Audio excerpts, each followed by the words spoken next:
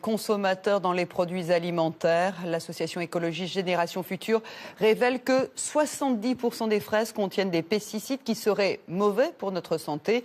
Et plus inquiétant encore, plusieurs échantillons comportent des produits interdits en Europe. Claudine Gilbert, Anne-Lise Berthiaud.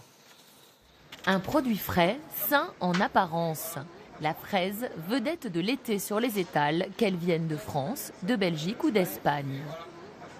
Je suis d'origine espagnole, alors du coup je les choisis aussi bien françaises qu'espagnoles. J'achète toujours des fraises françaises, parce que les espagnoles, elles n'ont pas de goût. Je les choisis bio et surtout pas espagnoles. Pourquoi ? Parce que je sais que tous les produits espagnols sont traités. Une crainte justifiée, 92% des fraises seraient contaminées par des pesticides, 100% pour les fraises espagnoles.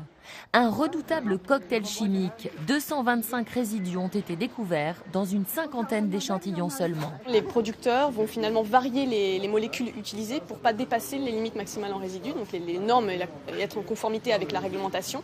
Et du fait, on a en effet une multiplicité de molécules. D'ailleurs, dans nos analyses, on a montré que sur une fraise, on pouvait trouver 12 molécules différentes dans la même fraise. Ces pesticides sont aussi en majorité des perturbateurs endocriniens. 65% des fraises françaises en contiennent, 78% des fraises espagnoles.